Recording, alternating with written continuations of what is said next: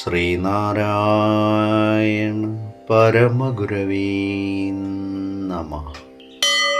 സുപ്രഭാതം.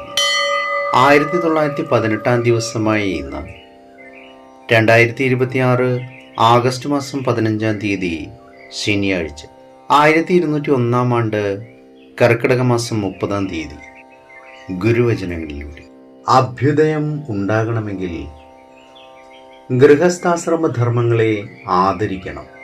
ശ്രീനാരായണ ഗുരുദേവൻ. ശ്രീ നടരാജ ഗുരു എഴുതിയ ഗുരുവരൽ എന്ന പുസ്തകത്തിൽ സാധന എന്ന് വിവരിക്കുന്നതിന്റെ 34 ഭാഗമാണ് ഇന്ന് അവതരിപ്പിക്കുന്നത്. ഭാരതത്തിന്റെ ആധ്യാത്മിക പാരമ്പര്യം സത്യദർശനത്തെ ഒരു വ്യക്തിഗതമായ മൂല്യമായാണ് കണക്കാക്കി പോരുന്നത് എന്നത് നേരാണ്. പൊതുനന്മയെയും സാമൂഹ്യ വ്യവസ്ഥയെയും ചിലപ്പോൾ അത് അവഗണിക്കാറ് പോലുമുണ്ട്.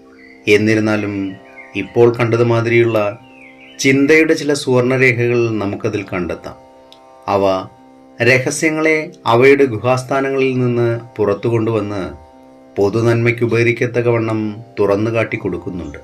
അപ്പോൾ രാജഗുഹ്യമായ ജ്ഞാനരഹസ്യങ്ങൾ പറഞ്ഞു ഫലിപ്പിക്കാവുന്ന വസ്തുതകളുമായി ഒന്നുചേരുന്നു. അതുപോലെ തന്നെ യാഥാസ്ഥിതികമായ മതവിശ്വാസം മതനിഷേധ സ്വഭാവമുള്ള ഉൽപ്പതിഷ്ണുത്വത്തോടും ഉത്തമ ബോധ്യത്തോടും സംതൃപ്തിയോടും കൈകോർത്തു പിടിക്കുന്നു. ഇതിനെല്ലാം വഴി തുറന്നു കൊടുക്കുന്നത് ഓരോ വ്യക്തിയും സ്വാത്മസത്തായി സാക്ഷാത്കരിക്കുന്ന മനനപ്രധാനമായ ഒരു ജ്ഞാന സാധനയാണ്. അതാകട്ടെ സർവാശ്ലേഷിയായ മാനുഷിക മൂല്യങ്ങൾക്ക് നിദർശനമാണ്.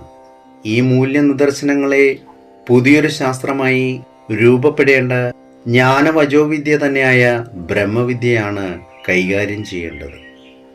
ഏവർക്കും നന്മ നിറഞ്ഞൊരു സുദിനമായിരിക്കട്ടെ എന്ന് ആശംസിച്ചുകൊണ്ട് നിർത്തുന്നു. നന്ദി, നമസ്കാരം. ഗുരുധർമ്മം ജയിക്കട്ടെ. ശബ്ദം നൽകിയത് സുജീഷ് മഹേഷ്.